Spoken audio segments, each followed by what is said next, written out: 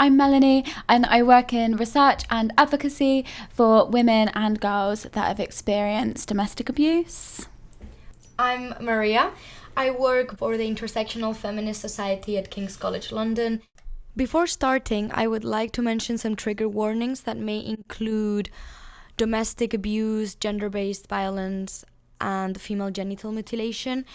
Moreover, we will be referring to FGM as a performance, not a practice, as referring to as a practice makes it sound as if it's a medical procedure or something necessary. So female genital mutilation is a form of violence against women and girls that affects about 200 million girls worldwide. Throughout this podcast series, we're going to be exploring how women can be agents for change within their communities to end FGM. And to do this in the first podcast, we will go through what FGM is in a broader sense, and then we will go into a series of interviews with different charities and FGM survivors.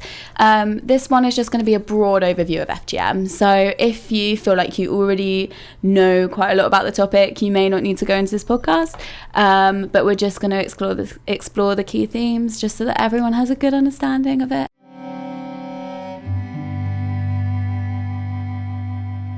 So I'm just going to go through a bit of background about where FGM originated from. So it's existed for 2,000 years and has been performed on girls from birth up to just before marriage and sometimes beyond. It really varies between country and region, but it is commonly performed before the age of 15. So there are varying views on where it originated from. Some argue it originated in Egypt in 5th century BC. Some say it was performed among equatorial African herders as a protection against rape. And others argue it was a custom among Stone Age people in equatorial Africa, and others as an outgrowth of human sacrificial practices, or as an early attempt of population control. So we're kind of not really sure where it originated, but these are some of the main arguments that are given at the moment. Understanding the forces underpinning female genital mutilation is a necessary first step to prevent the continuation of a performance that is associated with health complications and human rights violations. FGM is also known as female circumcision or cutting, and by other terms locally. In Western discourses, we tend to focus on the medical implications of FGM, whereas it has a deep historical cultural relevance for the communities that perform it that needs to be understood in order to eradicate it. It is a complex performance with a many cultural, communal, and individual underpinnings.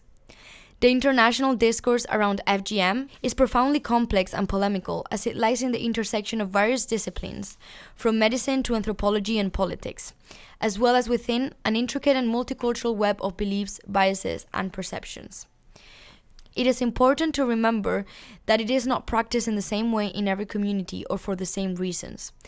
It also has, according to the World Health Organization definitions, 4 types of FGM.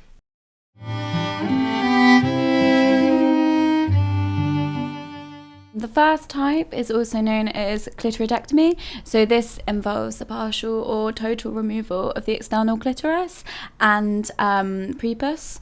Type 2 is also known as excision. So this also includes the partial or total removal of the external clitoris, but can also includes the labia minora as well, with or without excision of the labia majora. Type 3 is also known as infibulation. So this involves narrowing of the vaginal orifice with the creation of a covering seal by cutting, and appositioning of the labia minora and or the labia majora with or without excision of the clitoris. Type 4 is any other harmful performance. So this could be pricking, burning, piercing, scraping around like the vaginal area. So it kind of encompasses any other harmful practice. It's like Maria said, it's really important to understand that FGM is not performed in the same way in every community, and this can really affect how we inform our community-based projects. So we really need to kind of understand that more. So that's what we're going to go into. We will be discussing how women having agency can lead to change through a variety of ways, including effective community-based initiatives led by women themselves. It's really important to understand that FGM is performed in very different ways in every community, and this can really affect community-based projects. So it's essential that we understand that in more detail. So that's what we're going to go into, and also just cover some of the health implications that it can have. Yeah, so FGM can have serious implications for the sexual and reproductive health of girls and women. Immediate complications can include severe pain, shock, hemorrhage, tetanus or infection, urine retention, ulceration, fever, and injury to adjacent tissue. Wound infection, urinary infection that can lead to septicemia, which is the body's most extreme response to an infection. Women can also experience hemorrhage, which refers to blood lost inside or outside the body. So there are also lots of long-term consequences of FGM.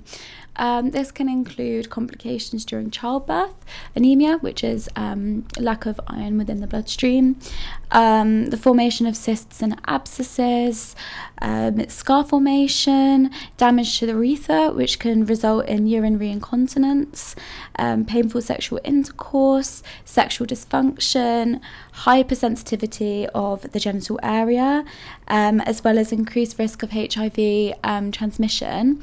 Infibulation or type 3 can also cause vaginal obstruction, resulting in the accumulation of menstrual flow in the vagina and uterus. FGM also may have lasting effects on women and girls who undergo the performance.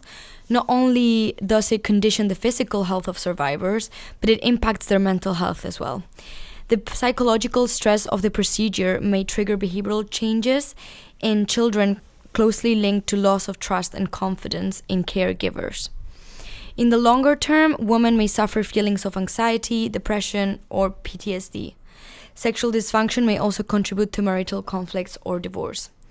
Every cultural practice has a purpose within each particular community, which is why activities for the elimination of FGM should be developed and implemented in a way that is sensitive to the cultural and social background of the communities that perform it. We can't disregard the social implications this performance has, which includes social acceptance and marriage requirements that could lead to economic stability, amongst other implications. Understanding this means that community-based projects can be most effective.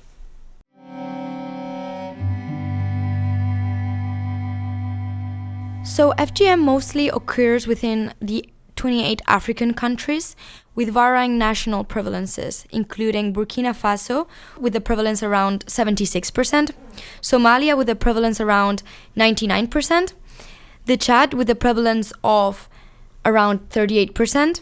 So some parts of Asia, including Indonesia, also have high prevalences of FGM. So, for example, Indonesia, it's been reported that 71% of women have undergone FGM. There's been a further report that found also nearly half of girls under the age of 11 have undergone FGM in Indonesia as well. It also takes place across diaspora communities within Europe and North America, but this has been kind of less studied. So there needs to be further research done in these areas. However, 28 Too Many has released reports recently around kind of FGM within Europe. So from these, we know that there's been an estimated 608,000 to 628,000 girls and women residing in the 32 European countries that have been affected by FGM. And the majority of these women and girls reside within the United Kingdom, France, Italy, Spain, Germany, Netherlands, and Sweden. The majority of girls and women who have undergone FGM or are at risk of it originate from FGM practicing countries in Africa. Awareness of FGM in Europe has grown enormously in recent years, thanks to the efforts of many organizations and advertising campaigns, such as the award-winning It Happens Here campaign. The End FGM European Network is a portal for FGM-related matters in the European Union.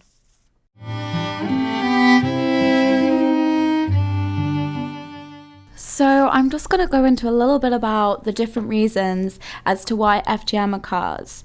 So there are many different reasons given for FGM both within and between countries, and we can understand a lot about FGM by looking at who it predominantly affects.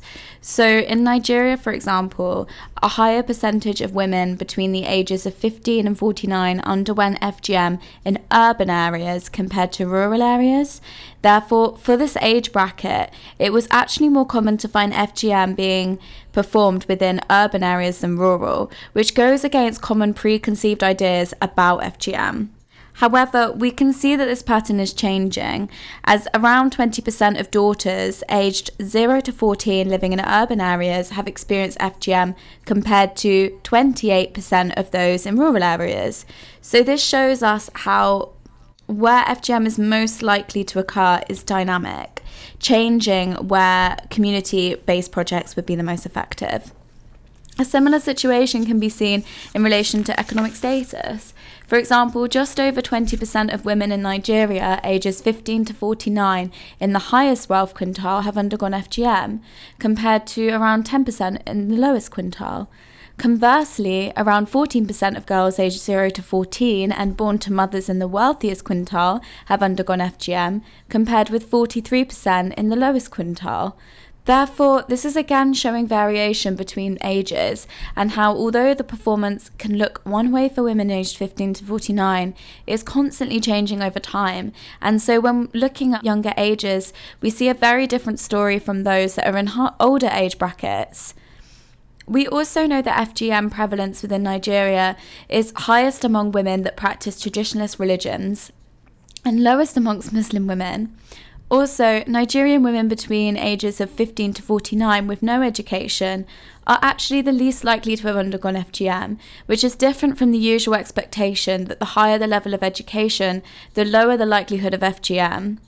So again, this demonstrates to us that we cannot make presumptions about FGM within a country or community, as although something may occur in the majority of cases, this is not seen across the board, and it can vary largely between age groups, even within the same country. This shows us the impact of misunderstandings when it comes to discussing FGM. In contrast to Nigeria, in Somalia and Somaliland, women who live in rural areas are slightly more likely to undergo FGM than those in urban areas.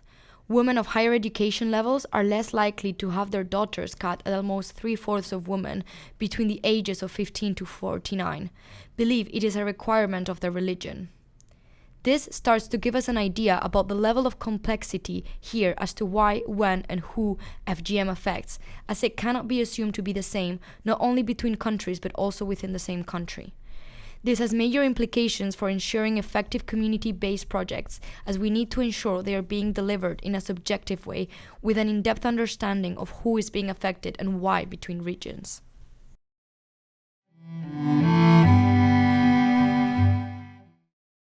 So now we've looked at kind of where FGM occurs and who it's affecting. I just want to go through some of the different reasons, as I mentioned, for FGM.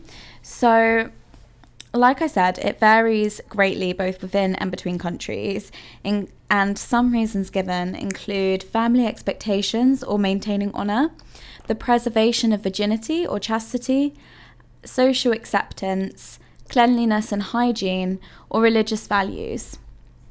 However, FGM has existed for over 2,000 years, which predates both Christianity and Islam, and is not required by any religion. FGM is not mentioned in the Bible, Torah, or the Quran. Despite the fact that both Christian and Islamic scholars have taken a stand against FGM, producing statements that it is not a requirement of either faith, within the community there are lots of people that still believe it to be a religious requirement. Although the given reasons for FGM vary greatly between country and regions, one of the main reasons FGM continues is because it is a social norm or a socially upheld behavioral rule, meaning that it is either believed that everyone performs it or most carry out the performance. This means that it can be difficult for individuals within a community to know what others think about it and when to stand out publicly against it. Therefore, one core reason FGM continues is because those that want to stop the performance can face severe social sanctions for deviating from the norm. As a result, FGM will only stop to continue within a community if enough families are convinced that the community is ready to abandon it. Therefore, one of the key challenges for change is because this must be endorsed by an entire community, and so there must be a core group of individuals that set this motion of change.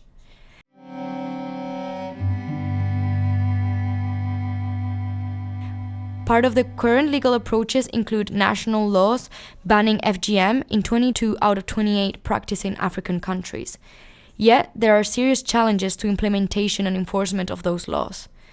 The illegalization of FGM has proved to not be enough in the eradication of FGM, which highlights the cultural challenges and conflicts of interest, where the performance is still supported for many different reasons, including tradition or social acceptance.